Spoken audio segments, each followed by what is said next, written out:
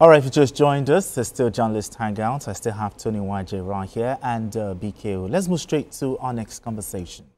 As agitation for state police continues to mount as a way of combating rising security across Nigeria, the National Economic Council, NEC, failed to deliberate on the issue in their last meeting.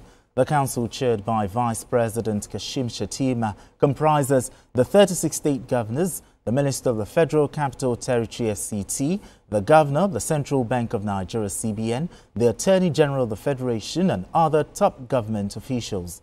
The Governor of Bayelsa State, who spoke on the outcome of the meeting, insisted that the issue of state police was on the agenda but was deferred due to the time constraints and extended presentations on other pressing national issues. BKO. Yeah. The question is simple. How much longer can this conversation be delayed? No, the thing is, I guess, you know, an issue like state police is an emotive one. And people have their differences. People have different opinions on this matter. So it's not something that you can discuss and achieve a resolution quickly. I know, for example, that Borno State, they don't think there is need for state police. They've made it clear that they don't want it. I know some states too that believe that we don't need state police at this time. So it's an emotive issue. It's an issue that has to be handled carefully. Okay. For many of us, I never believed in state police. I've always argued against it, and I used to point out what happened during the First Republic. The way the native police was misused, especially in northern Nigeria. Okay. You know, where traditional rulers were neck deep in politics and opposition elements were being detained and all that. If you ask Baba Tanko Yakasai now to talk about state police, you see the way he would talk, because he was a victim of misuse of native authority police under the, let me say, not supervision now. They were answerable to the emirs. And you know, in those days, palaces of emirs were even built close to prisons. Okay. So once your matter is decided, this prison is next door. They are sending you to prison. So people have bad stories to tell about the way it was abused at that time, the feeling they have, the negative nostalgia that they have, is the reason many of them don't want state police. But I believe that it is possible to address some of those concerns. And Senator Obasani, the governor of Kaduna State, for example, has done extensive work on state police. Those concerns, when he was in the Senate, he worked extensively on state police, and some of those concerns that we talk about in modern Nigeria, he has already found a way to address those concerns. Till tomorrow, he is an irredeemable proponent of state police. He still talked about it some days back. Now, they were saying that there are different reports that people, governors have generated that are supposed to be deliberated upon, but there was no time. Governor Diri, for example, was even meant to present a report. So if they are saying that, oh, they didn't have enough time to do it at the NEC meeting, well, we can only wait for them. But what we've been told, what we were told in February was that, look, this matter is almost concluded. States have been reassured that, look, this thing can fly and all that. And the way, what we are going through in our country, the needless killings in northern Nigeria especially in the north central, point to the fact that the central policing structure of our country needs to be rejigged. It's not delivering the goods. We must tell ourselves the truth. Absolutely. And soldiers are not even meant to be involved in policing activities because this is what they are doing. True. They should be focused more on protecting the territorial integrity of our, but we are using them for policing. They are parading our streets. Nearly all the states of the Federation have soldiers actively doing police work. So, what there are concerns that state governors who are struggling to pay salary, will they be able to pay the wages of the state police and all that? But again, these issues can be addressed. But many Nigerians were disappointed that it didn't come up during the NEC meeting. Despite the killings, because yes, because it will have been the right time absolutely to deal with the matter. I mean, Tony, this is the third time. First, it was November last year, February this year, and now April this, which they actually promised that. Were you surprised when this matter was not deliberated? Even if it's not deliberated or deferred for the third time, it's inevitable that state police, there will come a time. You're just shifting the date. You're just shifting because it will definitely happen. Considering what's going on across, especially in North Central, it's becoming rather too difficult for the central police system to work in Nigeria. We need state police. We need localized policing.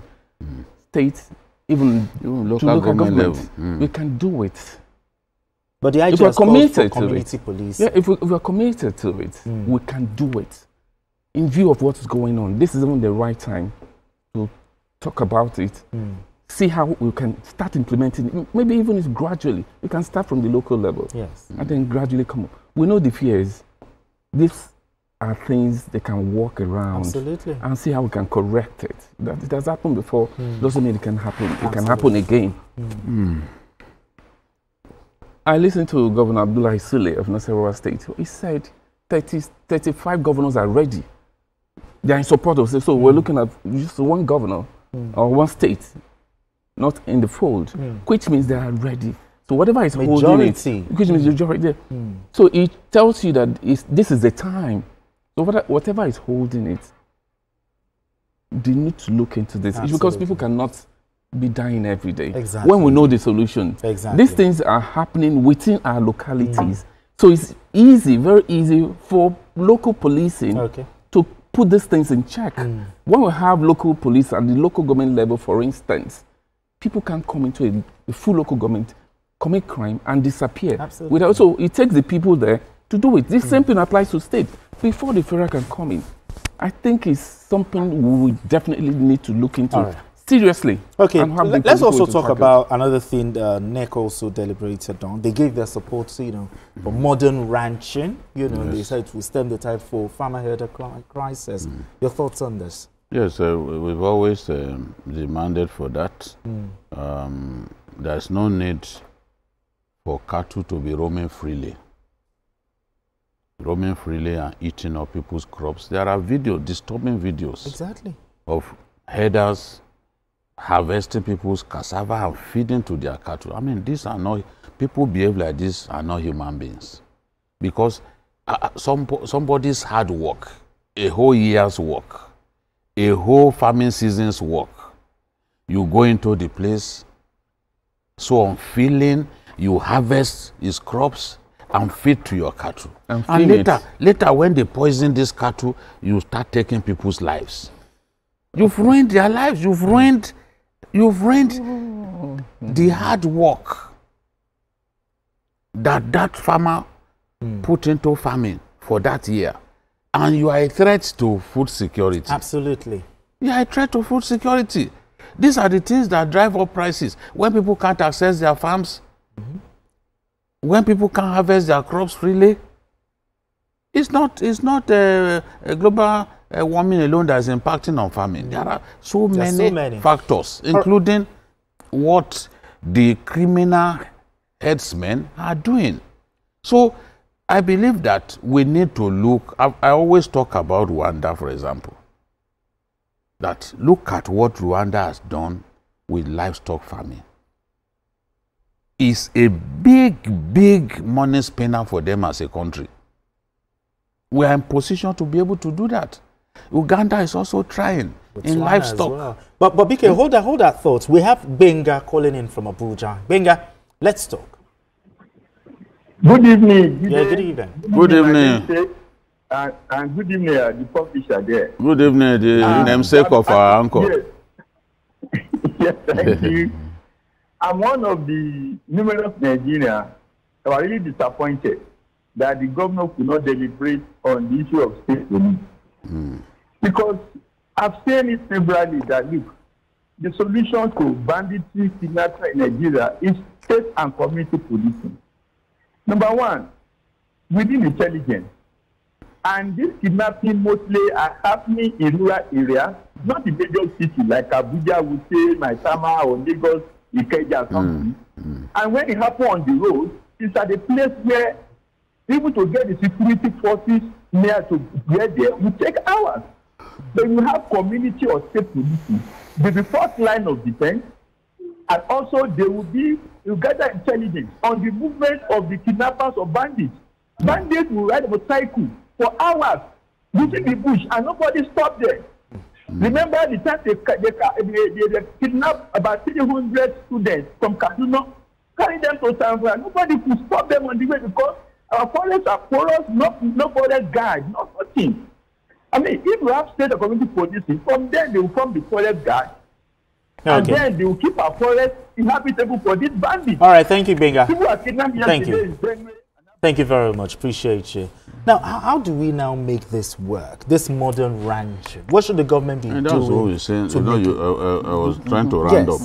We need to look at how those who have succeeded with it. What is it that they've countries done? that have succeeded. Yes. That's why I gave the example of Botswana. We don't know the tremendous potential in livestock, because even poultry is part of livestock. True. We don't know the tremendous potential there.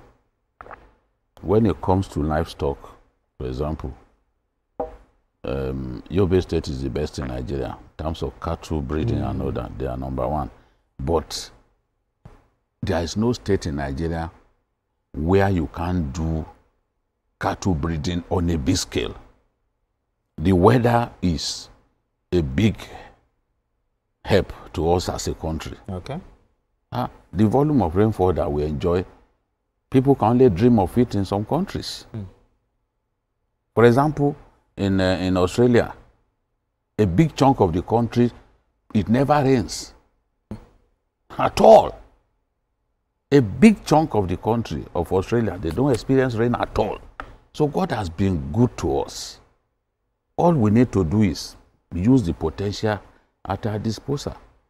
People in some countries of Africa, they eat yam exported by Ghana. Ghana does not just export yam to Europe and America.